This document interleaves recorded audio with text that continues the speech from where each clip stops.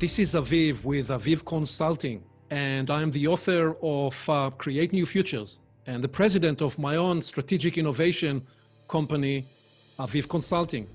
And today we're going to talk about how to escape the collective stupidity syndrome and how to discover and engage and embrace the most critical currency of leadership, that is conversation. That conversation is the currency of leadership. And we're going to also explore with Dov this idea of create new futures and how can you, with your team, with your organization, create new futures for you and for your business. Stay tuned. Congratulations! You are tuned into Dov Baron's Leadership and Loyalty Show, the #1 podcast for Fortune 500 executives and those who are dedicated to creating a quantum leap in leadership. Your host, Dov Baron, is the founder of FullMontyLeadership.com. He's an executive mentor to leaders like you, a contributing writer for Entrepreneur Magazine, CEO World, and he's been featured on CNN, Fox, CBS, and many other notable sites. Dov Baron is an international business speaker who was named by Inc. magazine as one of the top 100 leadership speakers to hire. Now, over to Dov Baron. Welcome, dear friends, fans, and fellow aficionados of leadership excellence. Thank you for joining us on this episode of Dov Baron's Leadership and Loyalty Tips for Executives, part of the Full Monty interview series. I'm your host, Dov Baron. I'm the founder of Full Monty Leadership, and I'm here to help you tapping into the one thing in your business that changes everything. Let me ask you, are you committed to up-leveling your leadership? Do you think it's possible to produce breakthroughs and transform the world through a different quality of conversation? If so, how? Well, stay tuned. You're about to find out. Remember, you can chat about this episode or any past episodes on Facebook by finding Dov Baron Leadership and Loyalty Podcast. Just search it out on Facebook. You'll find us. If you're a new listener, new viewer, thank you for joining us. Strap yourself in. We're about to go full Monty.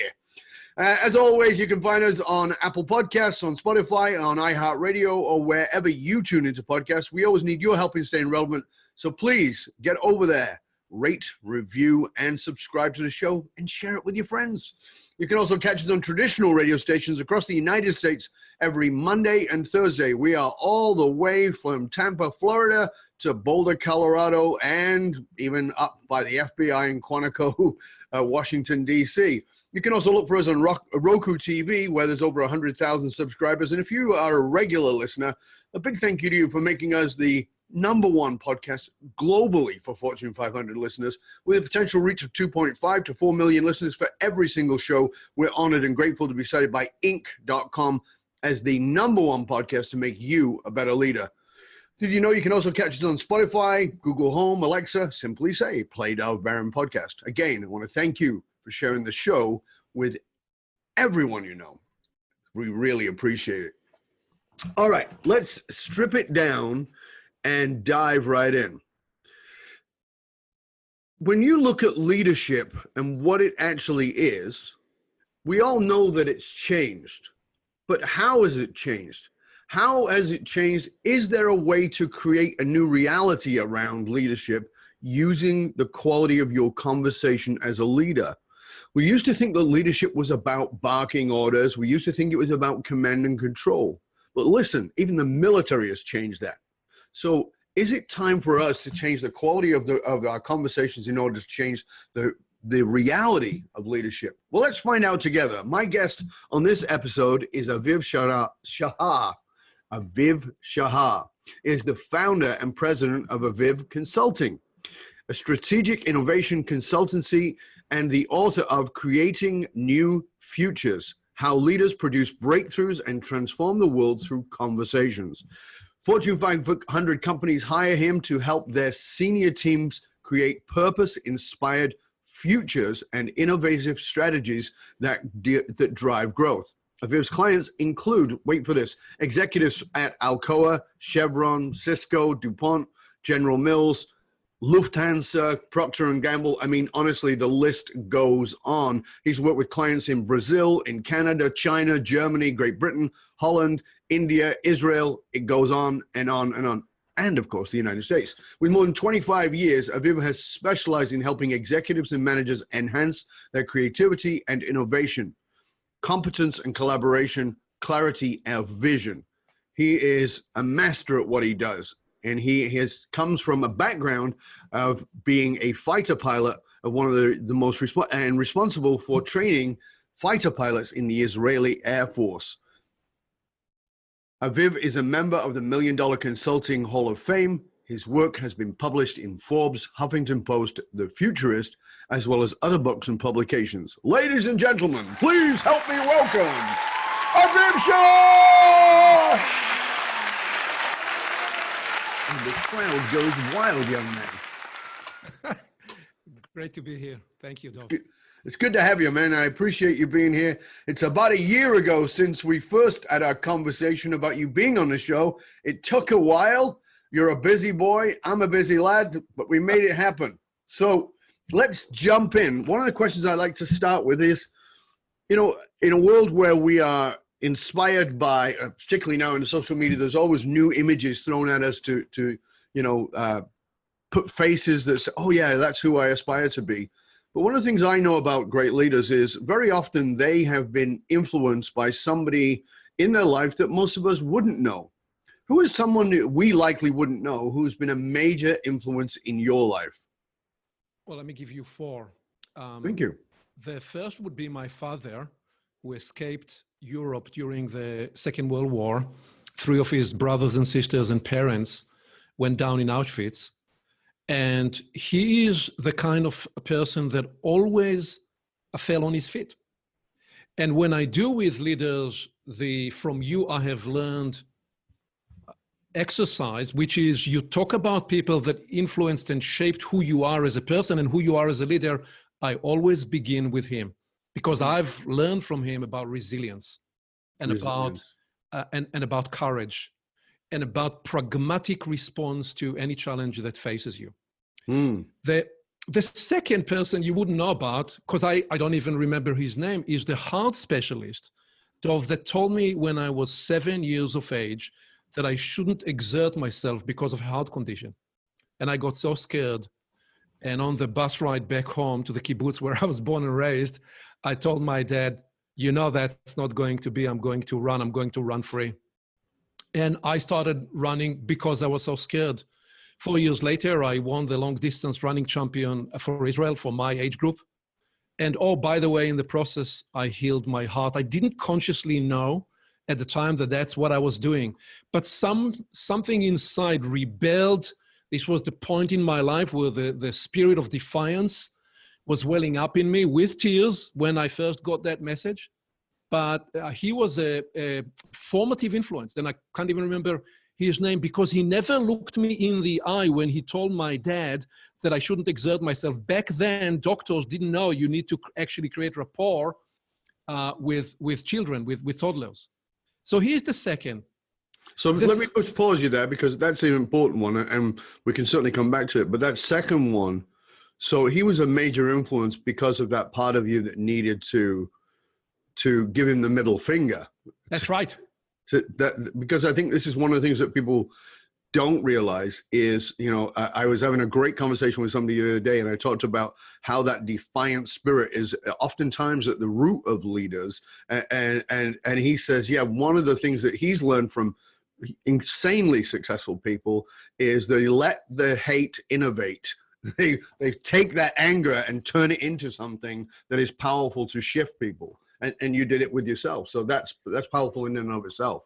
It's one of those moments that you and I and many of the people listening to us experience throughout their life and their professional career. You reach a point that you can either be frozen by fear or you're going to fight that and actually let the spirit of defiance rise from within.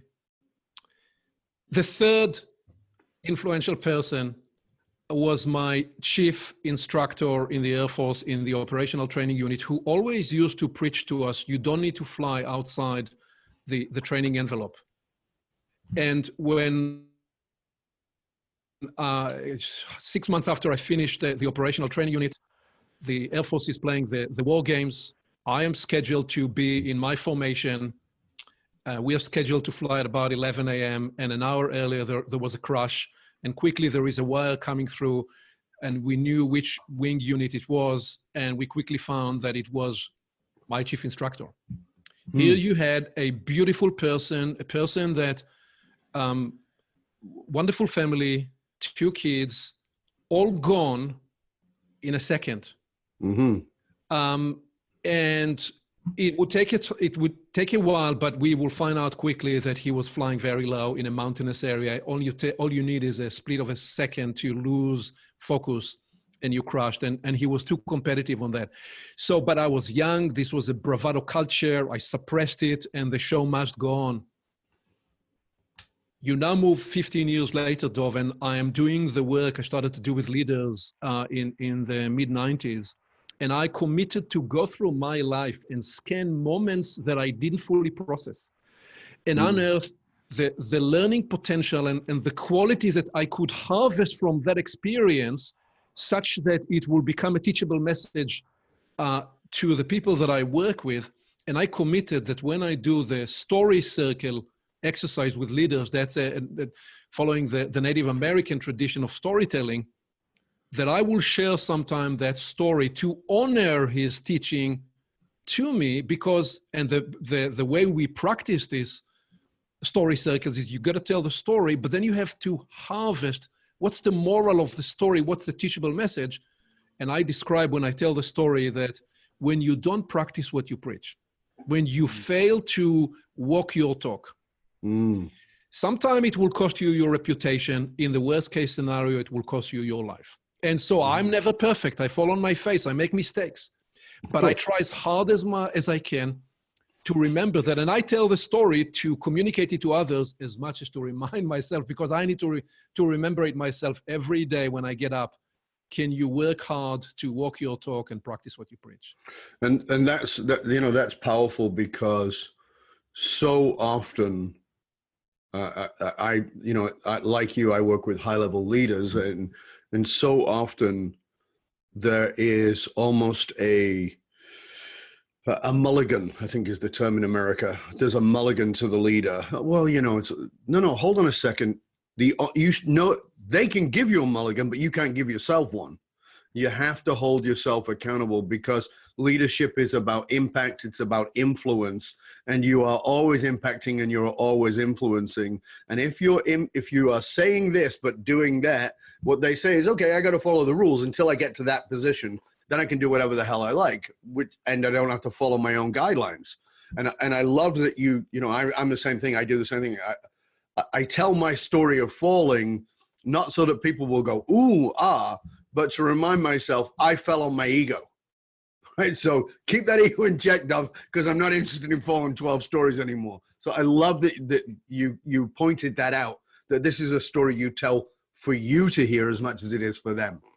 And what I appreciate about the way you frame that is what you pointed to there is what you and I call the integrity gap. So 25 years ago, you could get by in the corporate space. Today, no way. I actually like to say to clients, consider that everybody working for you is highly psychic and clairvoyant. If there is a gap, not between what you say and what you do, if there is a gap between what you think and what you say, they pick up on it right away. So you better do the inside out, the inward work of a leader, or else people will recognize and will feel the gap. Yeah, absolutely. It's fascinating. And your fourth one, you had 4. The fourth one is somebody I always talk about when I talk about the 4 approaches to leadership development when you scan the last 40 years. And that's Benjamin Franklin. Let me quickly position the 4 zones of leadership development, because I know people listening to you, they come here to learn about how to develop as leaders. So I draw a 4-quadrant framework. And I say that the 2 on the right are the 2 approaches that are outside in, and the 2 on the left are the inside out. Let me start on the right side, on the outside in. On the upper is what we can describe as the situational leadership development. That was popularized in the 80s and the 90s by Ken Blanchard. As we know, I've developed in the early 2000s a similar approach took the next step and called it adaptive leadership. That's essentially us training, coaching, developing leaders to walk into a situation, to have the acumen to appreciate, evaluate who are the people around you, and to customize your leadership style to their level of maturity and readiness. That's the situational or adaptive leadership. Yeah. That's the upper right quadrant. The lower right quadrant is what we see primarily is the dominant approach in the last decade or so, is what I call the outcome-based development to leadership, the outcome-based leadership. In the early days, used to be called objective or management by objective. We now expect leaders to lead to create outcomes. Don't tell me what you do. Don't describe your activities. Describe the outcomes you are creating. So those are the two zones on the right side. We actually need both. But when we go to the left side, on the lower left is what I call the competencies and skill development approach to leadership. So do you need to develop better analysis? Do you need to develop better skill in decision making? Do you need to develop better skill in coaching your people? We can focus on specific competencies, behaviors, and skills to help you develop as a leader. Now we come to the upper left, which, having listened to you on many conversations, I intuit that's where you come out of, and that's where I come out of. I call this the qualities development approach to leadership development. That's when we develop qualities, the core inquiry of which is the purpose inquiry. I've been on a 40 years journey of a purpose, the purpose inquiry, what is my purpose? How will I tell the story of my purpose? And probably that articulation evolved 20, 25 times over the last 40 years. But this is where I tell the story of Benjamin Franklin, because you made some important decisions earlier on in life, and I did as well, Dov, and I made some important decisions when I was 16 and 17. So I was inspired when I read that Benjamin Franklin, when he was an esoteric man, he was actually not given the full credit of who he was.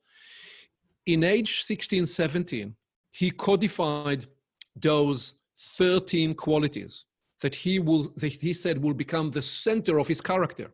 And he knew something about character development, because he said, I will focus every week on a quality, do the math, 13 times 4 brings us to 52 weeks of the year. So essentially he committed to focus on each of the 13 qualities a week, a year, in each of the 4 seasons, to program, to print in himself, to become the exampleship, the model of these virtues, 13 virtues. Later in his life, towards the end of his life, he was asked, how is he doing? How was he doing with those 13 virtues? And he said, I think I'm doing pretty well with the first 12, which means I still have work to do in the humility bracket, in the humility bucket. So, but when I talk about, do you want to be a successful leader? It's not just about what you do outside. It begins with the work on the inside as you preach and teach to the people you work with. And I always talk about Benjamin Franklin because he, great innovator. People don't know his contribution to the innovation of electricity. He was the one to establish the first library and many other inventions are under his name. Let alone his unique contribution to the founding fathers in terms of shaping the story of America and the core values that shaped America. So that's the story about him and the 4 zones of leadership development. The Benjamin Franklin thing for me, I think, is a great example because one of the things I'm very keen on having leaders look at is the multifaceted dimensions of a leader. Now, you've talked about these 4 quadrants, and those are rock solid and very important. And I would encourage anybody to go look at your materials and understand those at a much deeper level. And on top of that, I would say understanding oneself as a multifaceted individual, because we, as individuals And we, as a society, like to see people through a single facet. So when people talk about Benjamin Franklin, they think about him as being one of the forefathers of America, right? But they don't realize that, hold on a second, he was an inventor. But hold on a second, he was into personal development, character development. He was esoteric, that he was philosophical, that he wrote philosophical material, and he understood philosophical material and studied philosophical material. And I think that all too often as leaders, we get pigeonholed, we pigeonhole ourselves into a single dimension, and we say, this is who I am. No, no, no. There are many facets to you. And so we go, oh yeah, well, okay, yeah, because in your case, because I was a fighter pilot in the Israeli army, and I was also an instructor. No, that's another facet, but there's so much more to you, and each facet adds to the whole.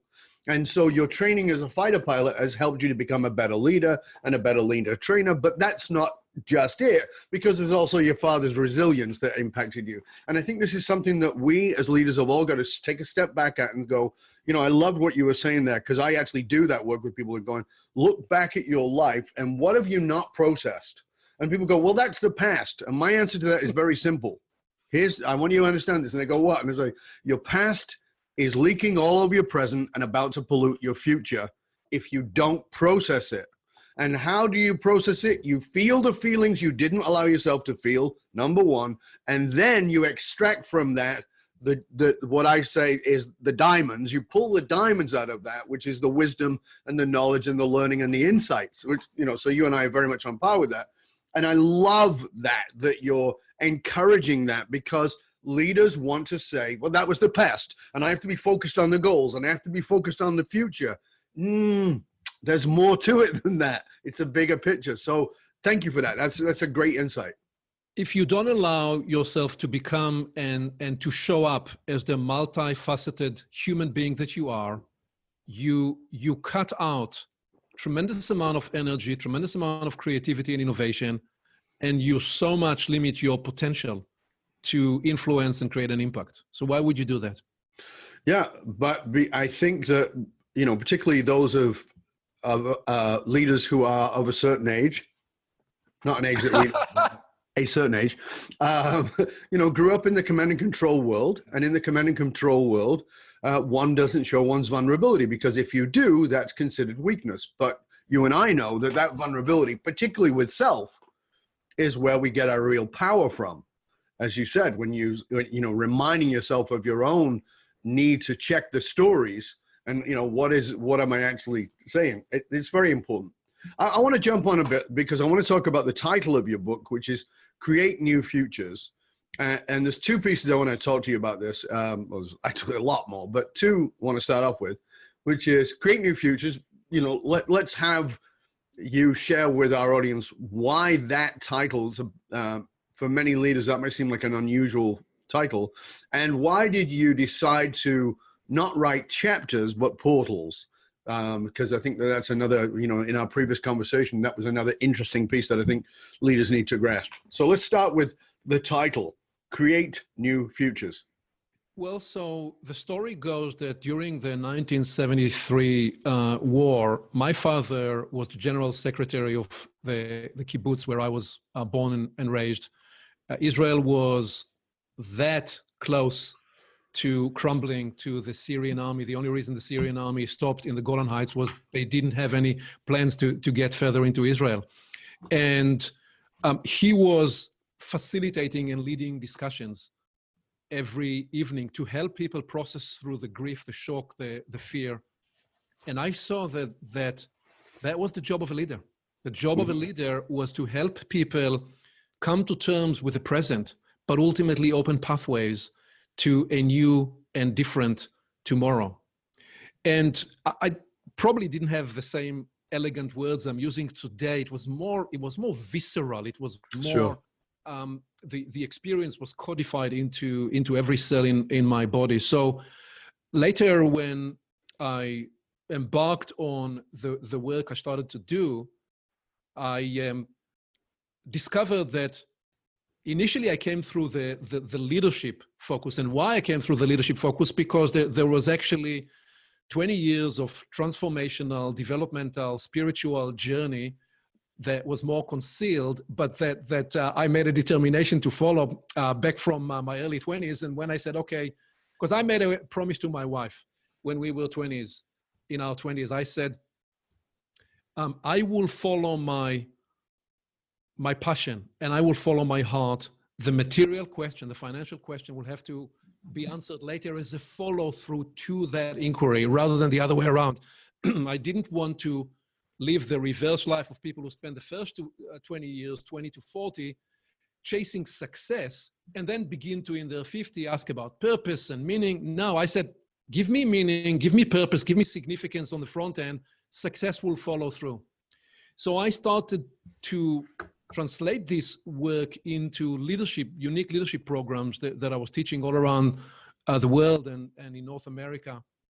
And then people around the 07, 08, 09 crisis, people said, can you do this magical thing you do with us and with teams, but also actually help us solve our business problems and build our strategy? So I said, yeah, sure. Because the right answer to any consultant or any coach is yes. When you ask the question that you have no idea how to address, is to say yes. Because when you say yes, you're not cheating anybody. You are actually summoning your creativity. And so one thing led to another. And in 2011, I was asked by the president of new business creation at Procter & Gamble to help them reimagine and re-engineer and rejuvenate their innovation engine and new business creation. I was at the time working with I think a friend of yours, Mark Levy, and he said, you are in the space of strategic innovation, and what you do is you help people create new futures. So that was the name of the book, and that was the tagline on the website. And the strange thing, the tagline was already in my email for 2 years, and I didn't even notice it when I was looking for the name of the book until I said, yeah, it's been there all along in front of my nose, and I was just too blind to see it. Yeah, one of the things I love about Mark is you probably know of a particular, actually an Israeli engineer who wrote a book called The Elusive Obvious. Do you know that book? No. Okay, so it's by Moshe Feldenkrais. You talk about Moshe Feldenkrais. I know a lot about Moshe Feldenkrais and about his method. We can talk about that and brain science and how it relates to us. Yeah, I love Feldenkrais' work, and I read his stuff 30 years ago, I think. Phenomenal stuff. And just this is a tangent for everybody, so I'll just give everybody a context. This is an engineer who went into understanding the body and how the body works and how the body functions, and did a transformed healing for people by simply watching how they walked, was how he started. So phenomenal, interesting thing. But his ability to see what people can't see. And I think that this is what if we're good as a consultant, if we're willing to be fully present, it's to not go in with our preconceived ideas, but to pay attention and see what others cannot see. And oftentimes that's what we don't even know. As you said, it's to open up that divine guidance, that amazing creativity, and to tap into that, to be in the flow of that. And I'll often say to people, I'm in a company where I'm working, and I go, and they go, and somebody will, somebody's a bit pissy about it, and they'll say, well, what do you know about this industry? And I'll go, nothing. And they'll say, well, have you ever run a Fortune 500? Nope. Well, why are you here? I don't understand why you're here. You don't know about an industry, and you don't know about running a multi-billion-dollar company. And I'll go, you're absolutely right. And that's why I'm here. I don't have your blind spots. That's right. That's the problem, because we're all got blind spots about certain things. The best example I always have is Tiger Woods, brilliant golfer, fantastic. How many coaches did he have? 5. He had 5 coaches. He was the best golfer in the world, and he had 5 coaches teaching him golf. How many? Was he good? He was the best of the best. How many coaches did he have for relationships? 0. And what happened to his marriage? And how did he destroy his career? Because he didn't have a relationship coach. Because as you and I have always preached, it's in, not out. The golf was out. The marriage was in. And that's why this is so important. The one line addition to what you're describing there about Moshe Feldenkrais and the method is that actually it dovetails beautifully to what you said about blind spots. The method is based on the idea that the brain, by design, will look to find the most efficient pathway. Yes. But because of trauma, because of other experiences, the way we organize our movement and posture is one where we selected an inefficient posture, which is what introduces pain and so on and so forth. So the method, when they work with you on what is called functional integration, actually is not a body work. It actually is a work on the motor cortex in the brain to introduce options. The practice and the theory being that when you introduce to the brain new options, the brain will intelligently select the most efficient option. And that's what you and I do when we work with people to facilitate their emergence and their discovery. We're not telling them what they should do. We help them to discover other options. I often say that one of the core premises of trusted advisory for CEOs and senior executives is to explore and expand the range of options so that they can better select, because people are too lazy. And when they're faced with a problem, they often react to the first or second idea that comes up. And a big part of my advisory work is about expanding the range of options. What else could you be doing? How else could we think about this problem? What would you be doing if we stepped back and looked at it from a whole different vantage point? All that is part of that work actually into people's mind and subconscious mind to facilitate discovery and growth. Yeah, I'm so with you. And as I said, one of the things about, you were just saying it earlier, one of the things that I love about my dear friend Mark Levy is that he is a master at seeing the elusive obvious, because that's how we actually ended up on that tangent. Mark is masterful at seeing the elusive obvious. And this is, again, because of the blind spots. We don't see things. And Mark is very good at that, and again, that's why he's a consultant to the very best, people like Aviv, and Dov. He helps us as well as being a friend. He's that's part of his genius. And I think that we've all got to, what I know about great leaders is they're not afraid to go, I've probably got a blind spot about this. Let's see if I can get to give me some insight. That's, for me, that's so much a great leader today versus yesterday. If I may, let me use this as a segue to your other question about conversation, because it's right there in what you just framed, in the idea of do I think that I need to have all the smart ideas, or am I ready to be vulnerable enough to engage people who are different to me and see what I cannot see? So when I started working with senior teams, one of the troubling observations that I made was that you can often be at the table with a group of very smart people only to discover that they are perfectly capable of delivering mediocre results and actually producing collective stupidity. And I asked, why? Say that again, because that was beautiful. And I really want people to get that, because very often we go, oh yeah, but these people are so smart. Right. You will often be at the table with brilliantly and smart group of people, only to discover that they are as capable as any other group of people in producing collective stupidity. And the question is why? Why so? I wanted to diagnose the problem, and I wanted to bring a solution to the problem, because something not only was annoying, it was physically painful for me to see and experience the stupidity that was going around. And as some of the greatest disasters in corporate and organizational history, if you track down what is the story, what is the underlying story, we produce collective stupidity. Well, it so happened that the reason we produce collective stupidity is we first don't listen to each other.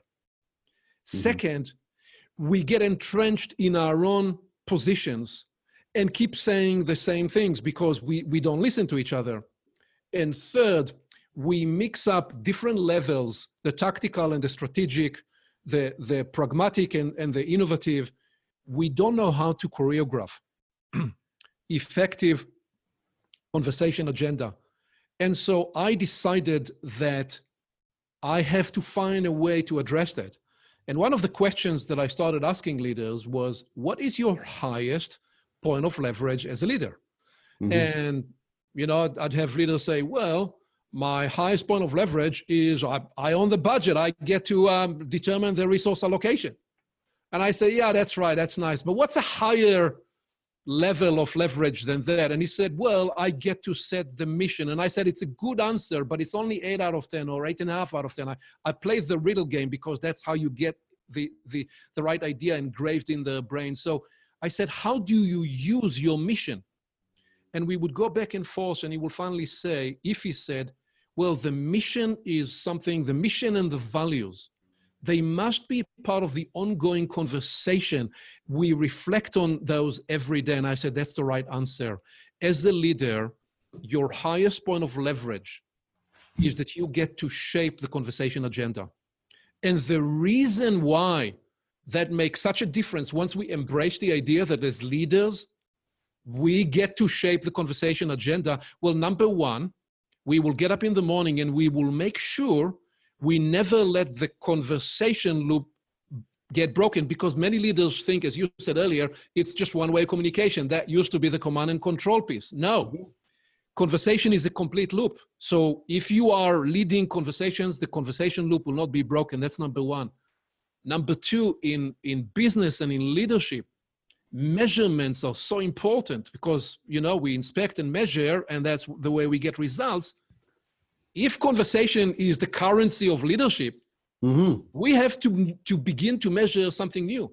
How effective is your conversation?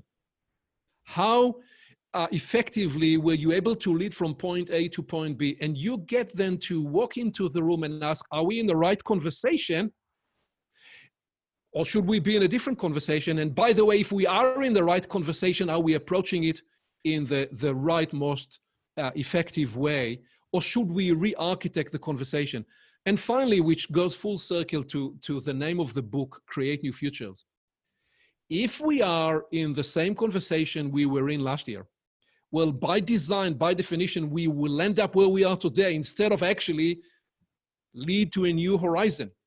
So creating new future and creating new futures in the various organizations we lead begin with shaping and creating new conversations. And that's the business that we are in as leaders. And so you and I, Dov, we help leaders lead transformational outcomes and create new futures.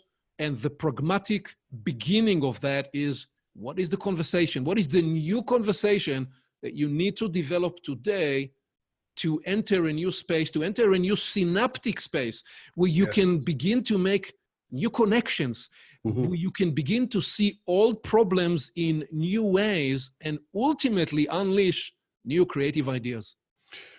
I love that.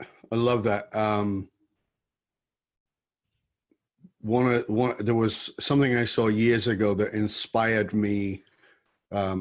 I think you know that one of the companies that we have is called the Authentic Speaker Academy for Leadership. We teach people how to become speakers and how to do storytelling and present their story in a way. And it's on a circle, so I'm sure there's a similarity to your process in that.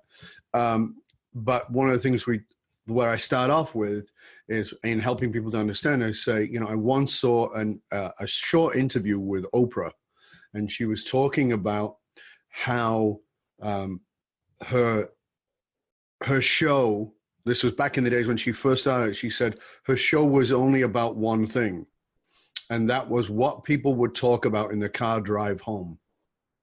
And I went, wow, that's important. Yeah. So it made me ask the question, well, what will people talk about? Will they talk about how smart I was? And I realized, yeah, they will. That's the wrong conversation. If they're talking about how smart Dov was, that's the wrong conversation. That's my ego. That's my leverage. Hold on a second. What do I want them to be talking about that's going to make their lives better?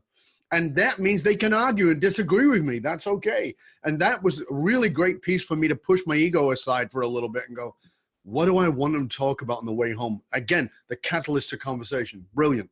Three three codes in the little story you shared there. Number one is the laser focus in listening to an interviews. I do that as well. I'd listen to an interview with Robert De Niro or with Al Pacino, and he tells the story of how he was 76 times on stage and he still knew he was not understanding the Shakespearean play.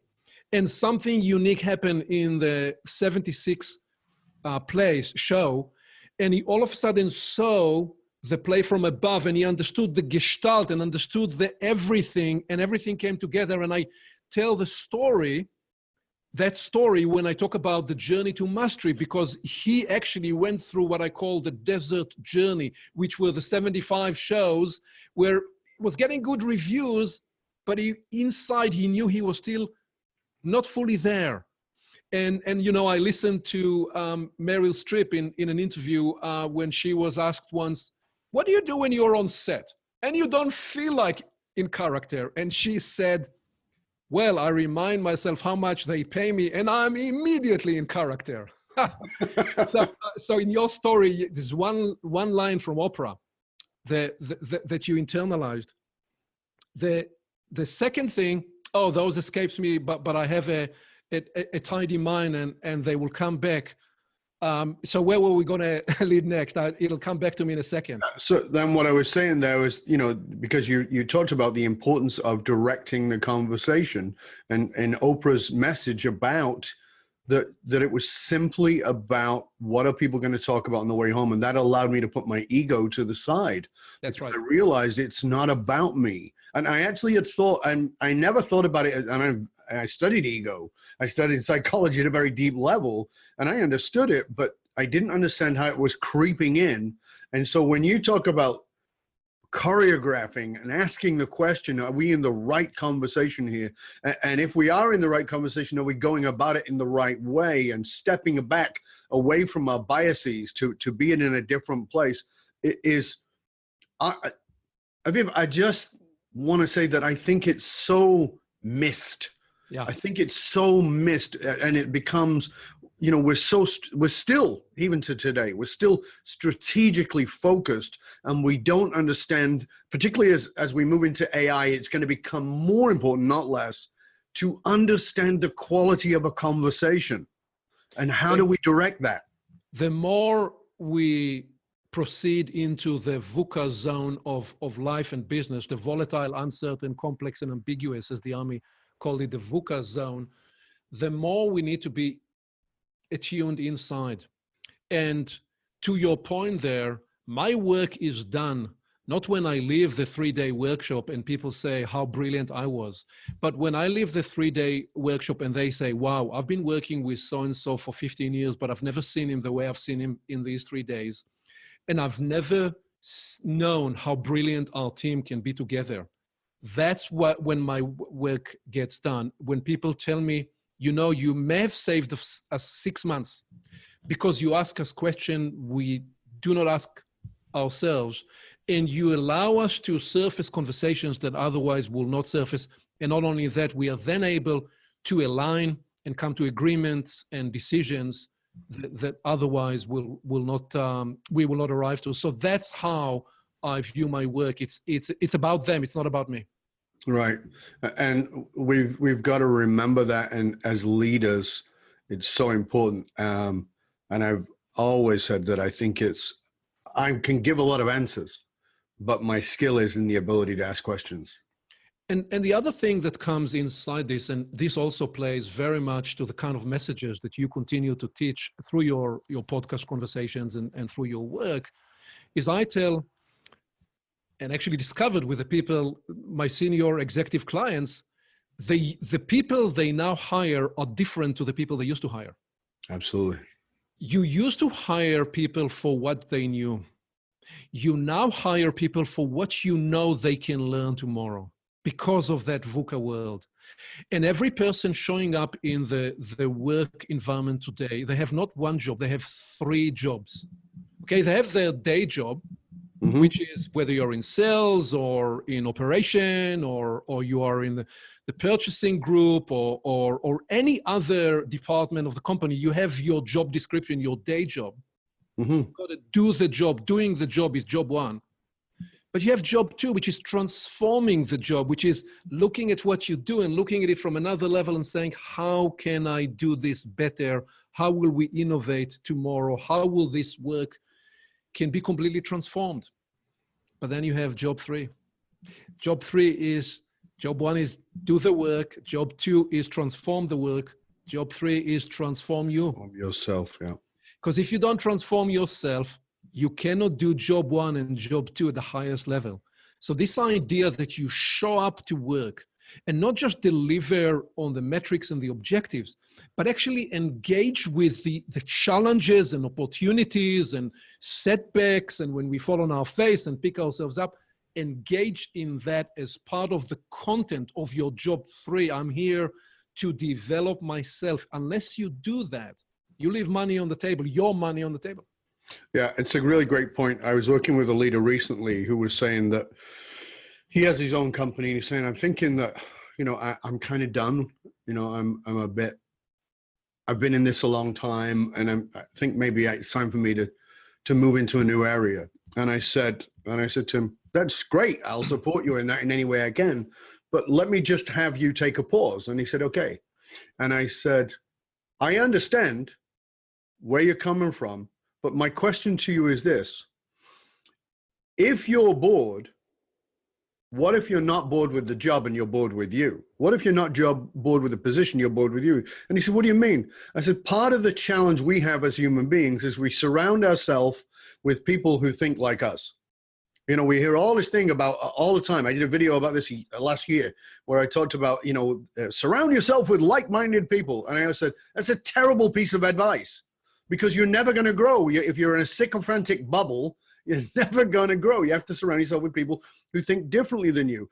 And that includes you. So what I challenged him to do is I said, if you step back and you were stepping into this job today, would you still be doing it the same way? And he goes, yeah, I guess. And I go, think about that for a minute. If I offered you the same job packaged differently, you might come in and go, oh, well, I do this and then I do that. Because that's how you think. You're a leader. You think, well, how can I make it better? But the problem is you're in the groove. And a groove is nothing more than a shallow rut. And a rut is nothing more than a shallow grave. Nice one. There are actually two layers in what you're saying there. Let me distill this for listeners because you compacted a lot there. The first is that you have to find new meaning and new significance and new energy in the basic things you do. Absolutely. It's because you like to talk about doing the basic, but you have to revitalize, re-energize, rejuvenate yourself above the same good old thing, but for it not to be old, to be for it new. That's one layer in what you meant there. And then there is the other layer, which is pushing yourself, promoting yourself to completely new experiences, to actually challenge how you think, to provide yourself with experiences where you can expose blind spots and you can be innovated with new ideas, new thoughts. So the two layers in that idea of being new in yourself, such that you are not bored with yourself. I think there's a Western perception that mastery means that I've got it down so well that I don't have to think about it. And there's a wonderful martial arts teacher whose name slips my mind right now, who said, mastery is to do everything as if for the first time. Yeah. And we look at it exactly the opposite. I've done it so many times. I've got my 10,000, 20,000, 30,000 hours in, so I've got mastery. No. Can you approach it as if it's the first time? Because if you look at for me, little children have mastery because they approach everything with their wide eyes and the why and, the box is so fascinating. We're like, okay, throw the box away, put it in the recycling. Let me get to the thing. And we miss so much. And that mastery of doing it as if it was the first time is what you were just saying about coming to it with fresh eyes is so beautiful. And there's that magnificent, as Campbell talked about, the beauty of naivety, just like a delicious naivety. Well, and that deliciousness in the work that you do and in the work that I do, when we work with leaders, you actually have to step into that zone of emergence, zone of openness, where you become the conduit. If I only run on autopilot with my material, I miss the greater opportunity of what is the new collective intelligence that's about to emerge in this meeting. I often say that I walk out of my workshops probably with more learning than anybody else, because I'm interested in what's going to emerge through people, and I'm interested to listen inside. You know, Dov, I talk about four levels of listening with leaders, but actually I've never talked about it until this second. This is going to be first time, the fifth level of listening. So level one is when there is a conference call and you're actually multitasking. You're not listening. You're only all of a sudden hearing your name and you say, "Oi, what are they talking about? I have to listen." Level two is cerebral listening. It's the attorney only determining to ask the questions of those that he knows the answer or she knows the answer for. That's very cerebral listening. Third level listening is when you listen to emotions and with empathy. But level four listening is what I call whole person, active listening, listening with presence. And that's when all the agendas recede in the background. Now there is level five listening, which you do, which I do. Level five listening is when I learn to listen in even deeper way inside me, to how I somatically feel in that occasion, and allowing the guidance and the collective intelligence. I know we're going a little metaphysical here, but that's all right on your show. It is. To actually listen to what's emerging, including to the new articulation that's emerging for me live on point, because that's why if I cannot be new and fresh on point right here, right now with you, what's the point? I'm just recycling old stuff. Right. And I'm interested in what can emerge in you. That's why leadership is actually being at the frontier of emergence, where we are at the edge of what we know, and we're prepared to embrace and engage new inputs with the people around us who bring other ideas and other processing inclinations to formulate the next new chapter of our endeavor together. Very well stated. The challenge that's clear to me today is that we have leadership that's looking back. Making something great again is back. That nothing in evolution works backwards. I did pick your subliminal message there. I know you did, but you know, I mean, and by the way, you know, just so everybody understands, let's go to the Democrats for a minute, because obviously that was a talk about Trump. But the Democrats a minute, I'm seeing Joe Biden talk about things like we got to get back to normal. There is no back. I've just written a piece on this. There is no back. We have to move forward. And real leadership is actually about, as you said, shaping the future, creating a future by saying, hold on a second.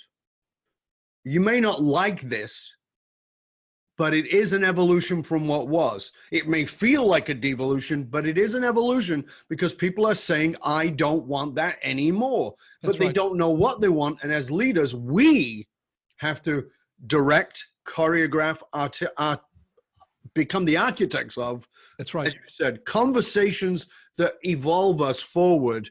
And this is why I've loved this conversation. This has been wonderful. You and I could probably talk for another couple of weeks. Let me quickly just capture, because it's too good what you just said there, about no back but forward. When I worked 10 years ago with a group of psychologists and practitioners to develop the resilience tool I used, the 5 pillars of resilience, the first thing we did was reframe and redefine resilience. Because resilience in the dictionary will say bounce back.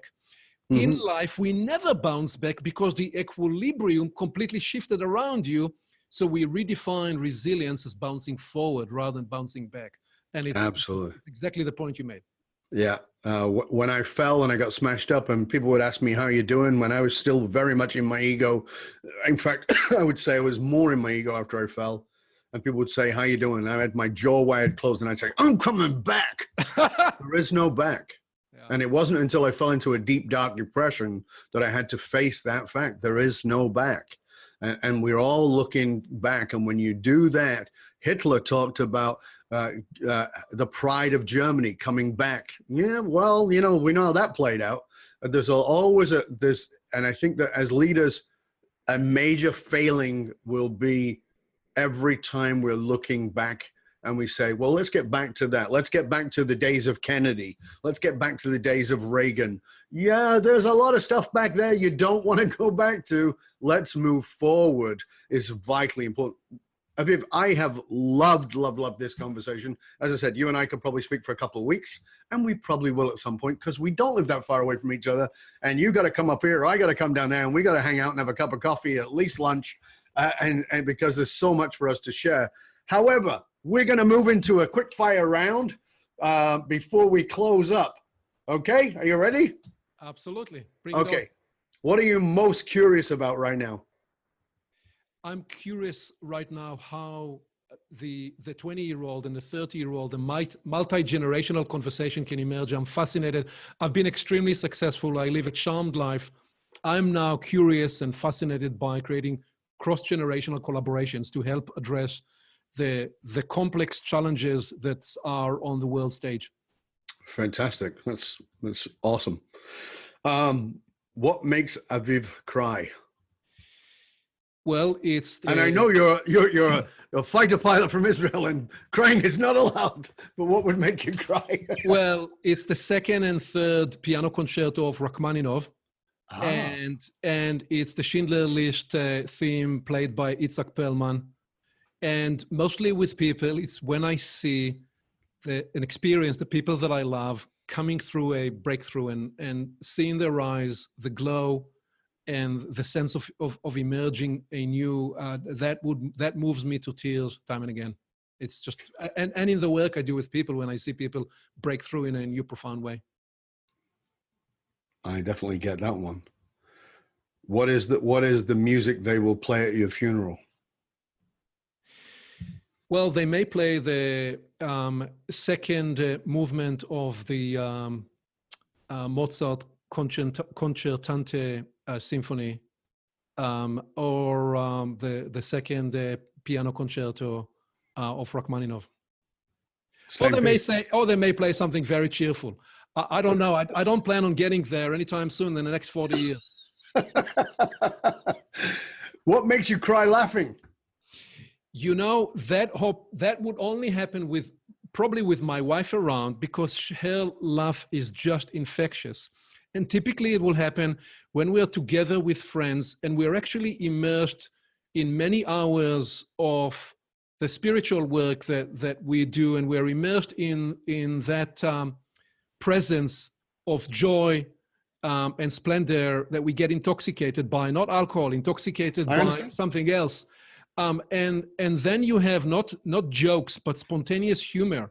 Yes. Because you get to a point of seeing the ridiculous nature of our imperfections, and it's funny. It's funny to laugh at ourselves and at each other with deep endearment, and all is good and all is safe, and life is wonderful. Yeah, that's beautiful. In a parallel universe, what do you do? What's your job? Maybe I'm Meryl Streep in a parallel universe. When I started blogging many years ago, I wrote a piece. Some people took offense to it. Are you a Meg Ryan or Meryl Streep? Was the head of that because of that post? Because essentially what I said was Meg Ryan was mostly the same character, and Meryl Streep was a different person in every movie. And you talked earlier in this conversation about being multifaceted. I am different people in different situations because they bring out of me different parts of myself.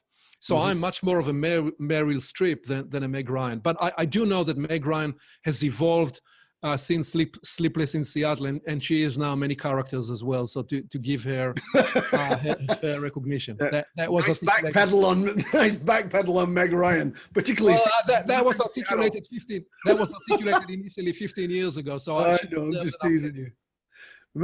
As we finish up here, I always like to finish with asking my guests to offer one piece of practical advice, one piece of practical guidance that you can offer to our audience that they can put into action in order to integrate this? As we always say, information is worth the hole in the donut. Transformation comes from application.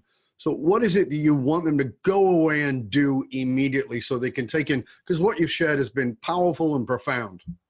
Well, the first thing is remember that life is not a dress rehearsal. This is the real deal, so you must do something about it. Secondly, remember you're not just a human being seeking spiritual experience, as wiser people than me said before. You're actually a spiritual being in this experience, seeking the human experience. And what that means is that you ought to be engaged with the learning process. And you therefore want to apply my 72-hour rule. My 72-hour rule says that when you listen to one of Dov's shows, there was a moment of epiphany during the conversation. Perhaps it's this conversation, perhaps it's another. And at that moment of epiphany, you enjoy what I call the 100% protein value of that learning nugget. And what you then have to do is you have to begin to take it through the 4 stages of adult learning, move it from I received the learning to validating the learning to the stage 3, begin to run water through the pipes, begin to apply it before the 72-hour window is out, or else you miss that window, because after 72 hours, that 100% protein value dissipates and comes down to below 50, with the gravitational pull of current conditions and the urgent and the busy activity completely consumes and overwhelms that epiphany you enjoyed an hour ago or a day ago. So you must do something within 72 hours, and you must move to some early step. And if I may sneak in one last thing, remember, as a human being and as a leader, you have 3 currencies. People often talk about one currency, but you have the 3 most important currencies, okay? It's not just time. You have, it's my ETF idea. I land many of my 3-day workshops with the ETF message. You have your energy, your time, and your focus. So many people give here advice on your show, fantastic advice, Tov, about how to find and shape their time. My message is, time without energy means not very much. And it's the way you choreograph and design your life and the focus you bring to your time such that you show up with energy that will make the highest difference, and especially to the learning you choose to apply and get to results. And then stage 4 of the learning is when you commit to teaching everybody in your environment about the one thing that you took from this conversation to make it an institutionalized knowledge end-to-end in your ecosystem. Beautiful. Thank you, sir. This has been a pleasure and an honor. Please tell our listeners, our viewers, where they can find out more about you and all the wonderful resources you have, because there are plenty.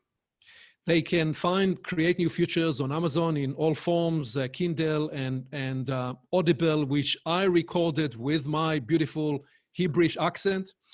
And they can find me on avivconsulting.com, and they can find there my podcast show, the same name as the book, Create New Futures. And they can find me on LinkedIn, obviously, by the same name, Aviv Consulting. And I'd be delighted to engage with your audience. Wonderful. Again, it's been a pleasure and an honor, sir. I thank you. It's been really a gift. I hope you'll stay with us to the end. And for you, dear listener, you can hang out with other conscious leaders and chat about this episode or any past episodes by going to Facebook and looking for Dov Baron Leadership and Loyalty Podcast. This has been an extraordinary show. I encourage you not just to listen in the background, which is so often what happens, but listen back a second, a third time. As Aviv just said, take the time to take in the learning, to let it get into every cell and every fiber, to taste the deliciousness of it and let it soak into your being, and then to put it into action, to share it with others. And part of our learning, one of the ways we learn best is by sharing what it is we've learned with other people. So share it and talk about how you can grow yourself and how you can grow your leadership from it. If you want to find out more about hiring me, Dov Baron, as your speaker or strategist for your organization, simply go to fullmontyleadership.com/consulting, or to bring me in as a speaker, fullmontyleadership.com/speaking. Be aware that the research consistently shows that the fastest growing companies face exactly the same challenges as you likely do. They're spending time, money, energy, attracting, training, and developing top talent only to have them leave. at an alarming rate. If you're frustrated with investing and training your and developing your talent only to have them leave before you get your ROI, then come talk to us at fullmontyleadership.com, where we provide the essential leadership skills to rekindle and amplify the hidden loyalty assets inside of your organization by tapping into purpose. fullmontyleadership.com, because you can't outsource authenticity. You can also stop by the Matrix, matrix.fullmontyleadership.com, and get your Authentic Leadership Matrix assessment tool. So wait for you to assess the 5 areas of leadership for yourself. It's valued at $197. It's absolutely free to you for listening. So thank you for sharing the show with everybody you know. Until next time, stay curious, my friend. Stay curious about how you are directing the conversations that are going on inside of your organization so that they are creating the new futures that will lead you to where you really want to go to. Are you listening with your heart, your soul, and your mind? Or are you listening to simply validate an old belief? I'm Dov Barron, and I'm here to assist you tapping into the deep greatness that lies within you to reach that next level of clarity, focus, purpose, and profit in your business, your life, and your leadership impact. And I am out.